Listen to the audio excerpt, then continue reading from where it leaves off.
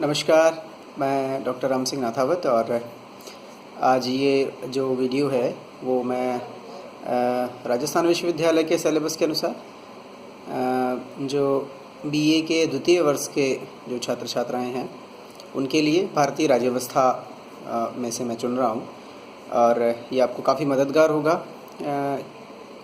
कि कैसे किसी भी लोकतांत्रिक व्यवस्था में जो है मूल अधिकार बड़े महत्वपूर्ण होते हैं।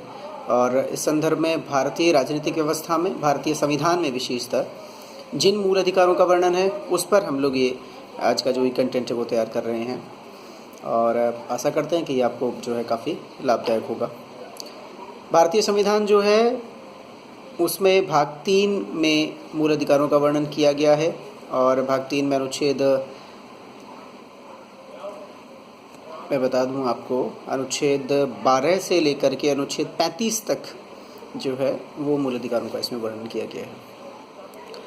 अब मूल अधिकारों का वर्णन तो है, लेकिन मूल अधिकार हमने लिए कहाँ से, मूल अधिकार होते क्या हैं, मूल अधिकारों का समावेश किया क्यों गया है, और इससे भी बढ़कर के कि क्या अन्य राजनीतिक व्यवस्थाओं में जो वैश्विक स्तर की हैं, जो जिन्हें लोकतंत्र में बहुत सारी आइडियल पॉलिटिकल सिस्टम्स भी कहा जाता है, उन सभी में ऐसा क्या है कि मूल अधिकारों को बहुत महत्वपूर्ण स्थान दिया गया है। ये कुछ चुने हुए से प्रश्न हैं जो सामने आते हैं पहले जब हम लोग मूल अधिकारों के बारे में अध्ययन करने के लिए आगे जाते हैं। तो छात्रों देखिए, दो बातें यहाँ हैं। पहला कि मूल अधिकार क्या हैं। मूल अधिकार, इनको स्पष्टतः आप समझें तो मैं बता दूं आपको कि मूल अधिकार वो हैं जो व्यक्ति को उसके सर्वांगीण विकास में मदद करते हैं। बड़ी सिंपल सी एक हम लोग भाषा अगर इसकी तैयार करें, सिंपल से अर्थों में इसको समझने की कोशिश करें तो मूल यानी मौलिक होने की वजह से, मौलिक किस अर्थ में कि ये व्यक्ति को चाहिए ही हर हाल में, और वो इसलिए कि उसका टोटल डेवलपमेंट हो सके। अब हर व्यक्ति में अलग अलग जो है जो क्षमताएं हैं होती हैं, उसका जो सोचने का, कार्य करने का, उसकी स्किल्स, उसकी बहुत सारी बातें जो हैं, एक मतलब डिफरेंट टाइप के पीपल्स होते हैं और अलग अलग प्रकार के पीपल्स अपने अलग अलग स्किल्स में आगे बढ़ सके। तो जो जिस स्किल में आगे बढ़ना चाहता है, किसी को बोलने का अगर है, किसी को शौक, किसी को घूमने का अगर कहीं शौक है, किसी को अपना कोई अलग तरीके की वृत्ति आजीविका उपजीविका वगैरह करने की अगर स्वतंत्र मैं कहूँ कि इच्छा है अगर, तो वो उस दिशा में आगे बढ़ सके और वो अपने आप को सर्वाइव करके प्रस्थापित कर सके, बता सके कि देखिए ये मैंने जो है इस फील्ड में किया है। तो मूल अधिकार वो हैं जो उसे वो करने की सुविधा देते हों, छूट देते हों, उसके लिए माकूल धरातल तैयार करते हों। तो इस लिहाज से ये मौलिक है। मौलिक अधिकारों के साथ साथ मैं बता दूं आपको, जैसे अधिकारों के बहुत सारे टाइप्स हैं। प्राकृतिक अधिकार क्या हैं, जो प्रकृतितः हमको प्राप्त होते हैं, जो है और भी विभिन्न टाइप हैं। मैं अलग जब आपको अधिकारों का जो कंसेप्चुअल चैप्टर है वो जब हम लोग डिस्कस करेंगे तब अधिकारों के विभिन्न जो प्रकार हैं उनके ऊपर हम लोग चर्चा करेंगे। अभी केवल ये कि मौलिक अधिकार, और विशेषतः मौलिक अधिकार भी वो जो भारतीय संविधान में हमारे यहाँ लिखित हैं, भाग 3 में जो वर्णित किए गए हैं, उनके लिए हम लोग अभी डिस्कस करेंगे।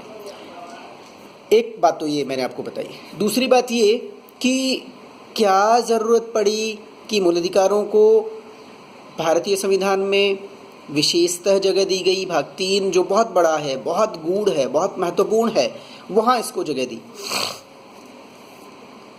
संसार की किसी भी राजनीतिक व्यवस्था में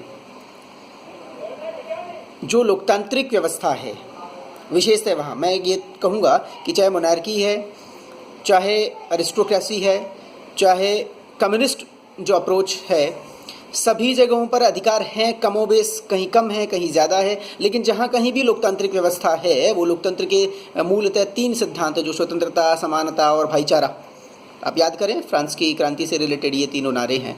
और इन तीनों नारों में से स्वतंत्रता, समानता और बंधुत्व, यहाँ से कहीं ना कहीं राजनीतिक अधिकारों की बातें शुरू होती हैं। और ये तय कर दिया जाता है कि जहाँ कहीं भी लोकतांत्रिक व्यवस्था होगी वहाँ उस लोकतांत्रिक व्यवस्था में नागरिकों को निश्चित तौर पर कुछ अधिकार प्रदान किए जाएंगे और वो कॉन्स्टिट्यूशनली होंगे, यानी संविधान सम्मत अधिकार जरूर दिए जाएंगे। क्यों?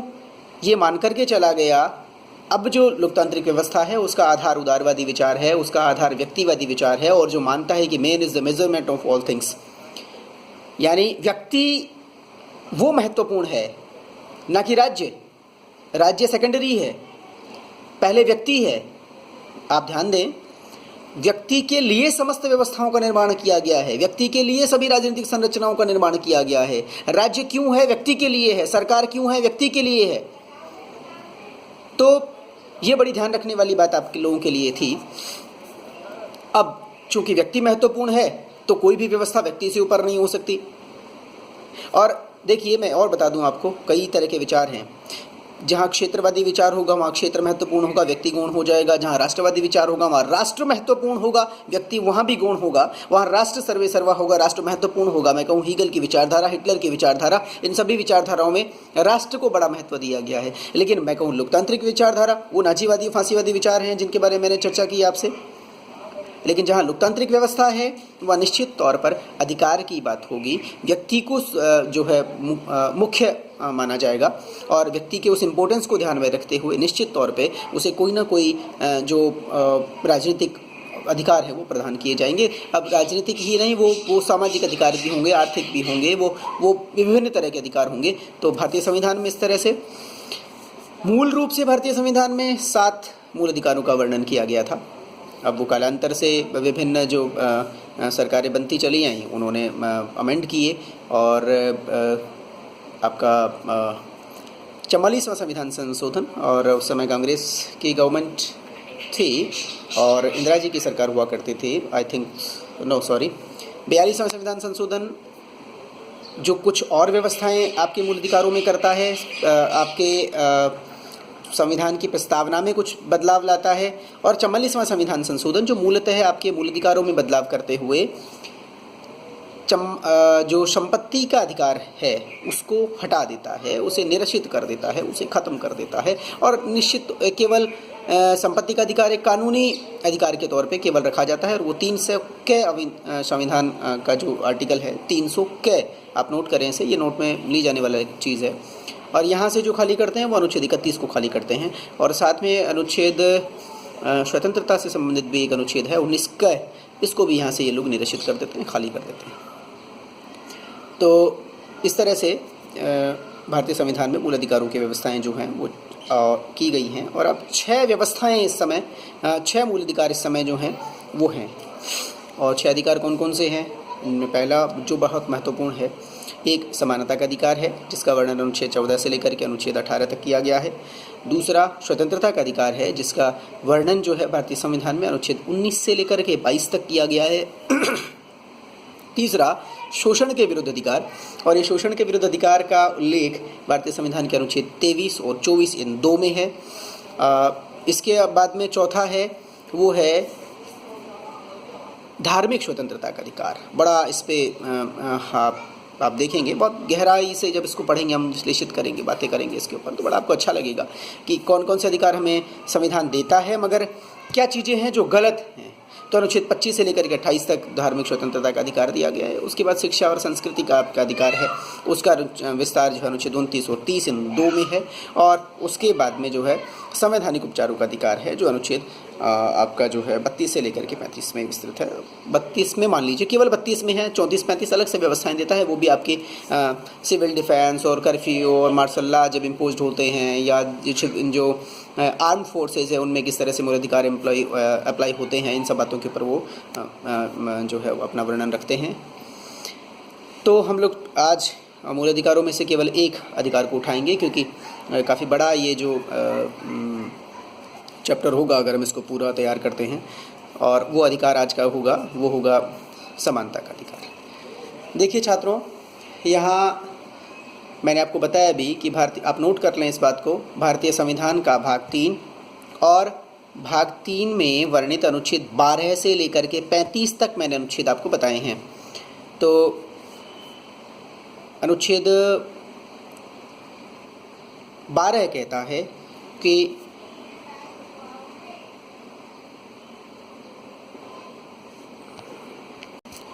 राज्य को परिभाषित करता है। राज्य क्या है? क्योंकि मूल अधिकार दिए गए हैं वो राज्य में दिए गए हैं, राज्य के नागरिकों को दिए गए हैं। तो राज्य में संघ, राज्य, केंद्र शासित प्रदेश, इनकी सभी सरकारें हैं। इनमें जो व्यवस्थाएं हैं वो हैं, इनके व्यक्ति जो हैं वो हैं।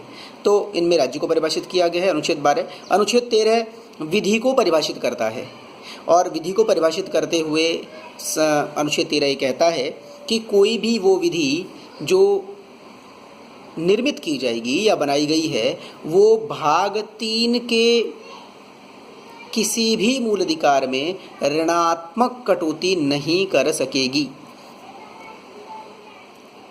भाग 3 में वर्णित मूल अधिकारों में कोई ऋणात्मक कटौती नहीं कर सकेगी, इस तरह का उल्लेख अनुच्छेद 13 करता है। ये खैर मैं आपको जब एमए के लिए क्लास में स्पेशली तैयार करूंगा तब आपको ये चीज़ें और मैं गहराई से बताऊंगा। अभी आते हैं हम लोग सीधा समानता के अधिकार पर। समानता के अधिकार में अनुच्छेद 14 सबसे पहला आर्टिकल है, और वो ये कहता है कि व्यक्ति को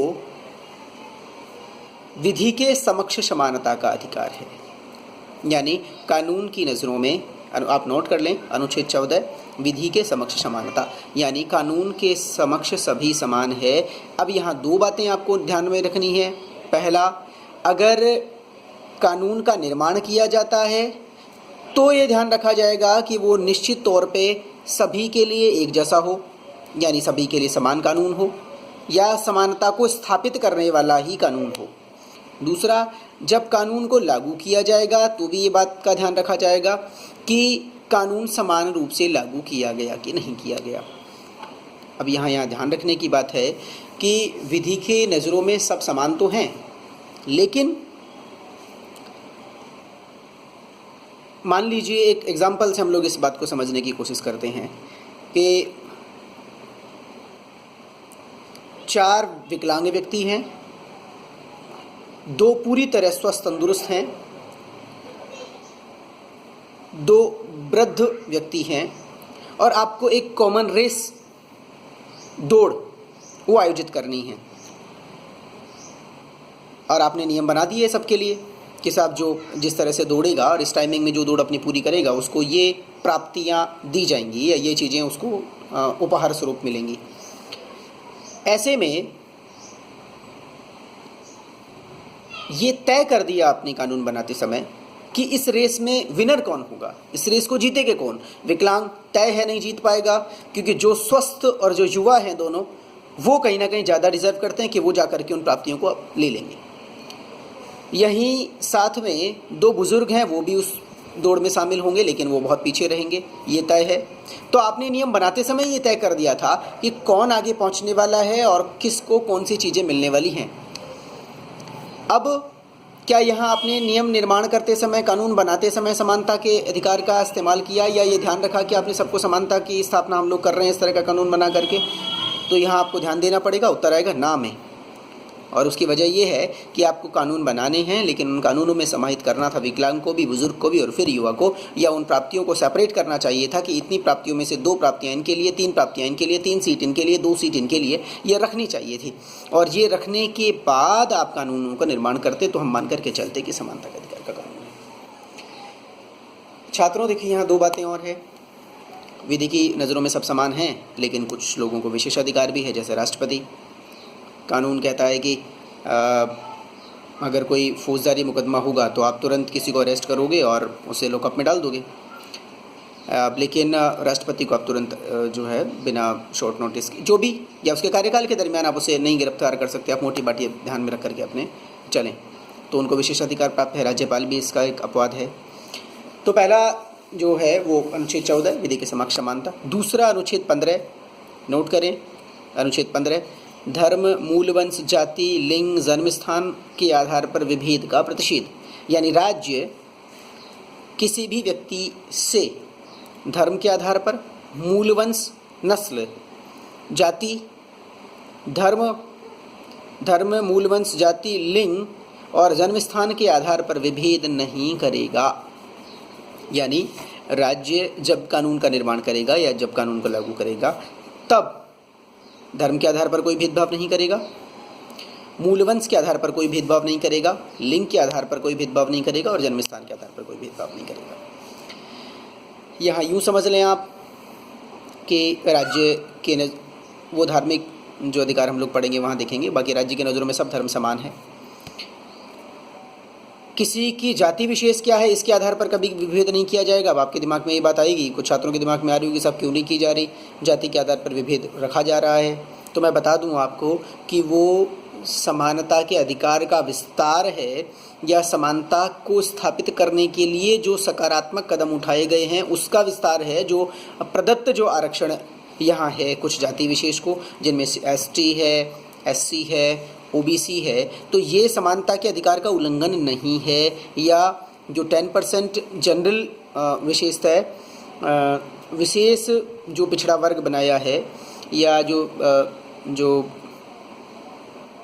जिसे किस नाम से आपको ध्यान रखना चाहिए, जो सवर्णों को अभी जो आरक्षण 10% दिया है, मैं अगर यहाँ गलत कह रहा हूँ तो क्षमा, जिन्हें आरक्षण अभी हालिया में मोदी गवर्नमेंट ने दिया है, ये सभी समानता के अधिकार का उल्लंघन नहीं है। इसकी वजह ये है कि ये समानता को स्थापित करने का सकारात्मक प्रयास सरकार कर रही है। लिंग के आधार पर विभेद आप कहेंगे कि सब महिलाओं को तो आरक्षण है, महिलाओं को तो बर्थ भी उनकी फिक्स है, महिलाओं के लिए तो जो है छूट है उनको विशेष किराए में, तो ये सारी बातें आप लोगों को ध्यान में आएंगी। तो मैं आपको बता दूं कि इस तरह से विभेद का प्रतिषेध तो किया गया है, लेकिन विशेष योग्यजन हैं, विकलांग हैं, महिलाएं हैं, बच्चे हैं, बच्चों के विकास के लिए है, उनके यौनोत्पीड़न को रोकने के लिए है, जो पीछे छूट चुके हैं, जो मुख्यधारा में नहीं जुड़ चुके लोग हैं, उनको मुख्यधारा में जोड़ने के लिए जो प्रावधान किए गए हैं वो समानता के अधिकार का उल्लंघन नहीं माने जाएंगे। इस तरह से आपका अनुच्छेद 15 कहता है। अनुच्छेद 16 क्या कहता है? अनुच्छेद 16 कहता है कि कोई भी व्यक्ति लोक नियोजन में अवसर की समानता का हकदार होगा, यानी राज्य सरकारी नौकरियों में सबको समान अवसर प्रदान करवाएगा। ये राज्य की ड्यूटी है। तो इसको सीधा सीधा आप लोग सबको एक तो लिखें, तो ये ध्यान रखें, लोक नियोजन मतलब सीधा सीधा सरकारी नौकरी है, ठीक है। लोक नियोजन में अवसर की समानता का यहाँ उल्लेख किया गया है। अब यहाँ भी वही बातें हैं कि राज्य धर्म, मूलवंश, जाति, लिंग, जन्मस्थान आदि के आधार पर सरकारी नियोजन में कोई भेदभाव नहीं करेगा, यानी इन आधारों पर किसी को ये कहते हुए सरकारी नौकरी से या लोक नियोजन से वंचित नहीं किया जा सकेगा कि अमुक व्यक्ति इस जाति का है।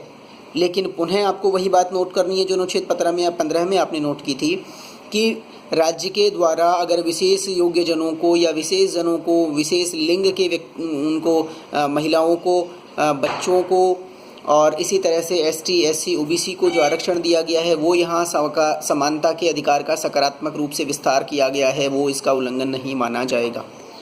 तो अनुच्छेद 15 सामान्य रूप से धर्म, मूलवंश, जाति, लिंग और जन्मस्थान के आधार पर विभेद का प्रतिषेध करता है। और अनुच्छेद 16 सरकारी नौकरियों में यानी लोक नियोजन में अवसर की समानता को सुनिश्चित करता है। अगला अनुच्छेद है अनुच्छेद 17 जो कहता है कि अस्पृश्यता का अंत होना चाहिए। अस्पृश्यता मतलब छुआछूत। हालांकि भारतीय संविधान में कहीं भी छुआछूत को डिफाइन नहीं किया गया है या छुआछूत शब्द का कोई विशेष अर्थ यहाँ उल्लेखित नहीं किया गया है, लेकिन सामान्य रूप से हम छुआछूत से संबंधित बात ये यूँ समझते हैं कि कोई भी सार्वजनिक स्थल, सार्वजनिक स्थान, सार्वजनिक मंदिर, सार्वजनिक तालाब, कुआं, बावड़ी, मनोरंजन के साधन, सिनेमाघर आदि में किसी भी व्यक्ति से आप छुआछूत नहीं कर सकते या उसको अपनी जाति विशेष के नाम से संबोधित नहीं कर सकते। आप उसको संसाधन को कुएं से पानी भरने से मना नहीं कर सकते, उस संसाधन को यूज़ करने से आप मना नहीं कर सकते। और अगर ऐसा कोई करता है तो मैं बता दूं आपको, अस्पृश्यता अपराध है, अस्पृश्यता अमानवीय है, दंडनीय अपराध है। तो इसलिए अस्पृश्यता जो है ये भारतीय संविधान ना करने की आपसे अपील करता है, आपको कहता है। और जो 18वां है, अनुच्छेद 18 है, वो कहता है कि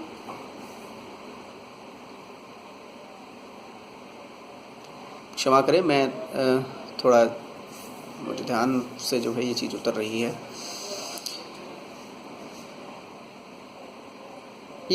शिक्षा और सेना को छोड़कर अन्य क्षेत्र में कोई उपाधि नहीं दी जा सकती, ये अनुच्छेद 18 कहता है। यानी विशेषाधिकार या विशेष उपाधियों वगैरह का अंत करता है अनुच्छेद 18। ये भी समानता के अधिकार का ही विस्तार है। और यहाँ ध्यान रखने की आप नोट कर लें, उपाधियों का अंत इस नाम से जो है, या अनुच्छेद 18 जो है उसका है। और उसकी वजह ये है कि आप अगर सबको ही नाम उपाधियाँ इस तरह से प्रदान करते जाएंगे तो उससे एक तो वो वर्ग तैयार हो जाएगा जो जिनके पास उपाधियाँ हैं, तरह तरह के नाम हैं, तरह तरह के जो आप कहें कि जो विशेषाधिकार या विशेष संबोधन के शब्द उनके साथ जुड़ जाएंगे। और कुछ ऐसे होंगे जो सामान्य होंगे, तो ऐसे में फिर वही कुछ नई क्लासेस पैदा हो जाएंगी और ये वर्गों में विभाजन जैसा होगा। इसलिए जो है उपाधियों का अंत किया गया है, लेकिन शिक्षा और सेना को छोड़ करके। शिक्षा के क्षेत्र में उपाधियों का अंत नहीं है, सेना के क्षेत्र में उपाधियों का अंत नहीं है। वहाँ मेजर है, कर्नल है, ये आप लगा सकते हैं। शिक्षा के क्षेत्र में भी आप डॉक्टर लगाते हैं, डी.लिट लगाते हैं। ये तो आपको ये चीज़ें ध्यान रखनी चाहिए कि अनुच्छेद 18 में जो समानता के अधिकार का ही विस्तार है, वहाँ इन चीज़ों का भी उल्लेख किया गया है। यहाँ कुछ बातें और आपके दिमाग में आएंगी कि साहब विदेश से अगर कोई मान लीजिए बहुत आप योग्य काम करने वाले नागरिक हैं और आपने कोई इस तरह का काम किया है, आपने सिनेमा के क्षेत्र में, आपने संगीत के क्षेत्र में, विज्ञान के क्षेत्र में विशेष आपने ख्याति प्राप्त की है, तो जो है आपको मान लीजिए कोई विदेश से या कोई अन्य देश आपको कोई उपाधि प्रदान करना चाहता है, तो आप वो लेंगे कि नहीं लेंगे। यहाँ ये सवाल कई बार खड़ा हुआ है और ये टकराता है। अमूमन कई बार बड़ी बड़ी सेलिब्रिटीज़ को ये जो है अवार्ड बाहर की जो सरकारें हैं वो देती रहती हैं, विदेश से उनको मिलते हैं। तो मैं बता दूं यहाँ क्लियर करने के लिए कि कोई भी नागरिक जब तक राष्ट्रपति की परमिशन नहीं हो तब तक इस तरह से जो है वहाँ के विदेशी उनसे जा कर के कोई नागरिक अपना अवार्ड वगैरह प्राप्त नहीं कर सकता है, कोई भी उपाधि वगैरह प्राप्त नहीं कर सकता है। दूसरी एक महत्वपूर्ण बात, इस पर विवाद भी हुआ था, मैं आपको तो उसके तह में नहीं ले जाना चाहता। बड़ा होगा हमारा ये जो कंटेंट है, जो ई कंटेंट हम जो तैयार करें, काफ़ी बड़ा हो जाएगा अगर हम उसकी डीप डिटेल में जाएंगे। आप ये बात ध्यान रखें केवल कि पद्म जो पुरस्कार हैं, पद्म श्री, पद्म विभूषण, पद्म भूषण, ये सभी उपाधियाँ नहीं हैं। हालांकि नाम के आगे लगाने की छूट है। हम कह सकते हैं पद्म श्री प्रियंका चोपड़ा, पद्म विभूषण या पद्म भूषण बिस्मिल्लाह खान।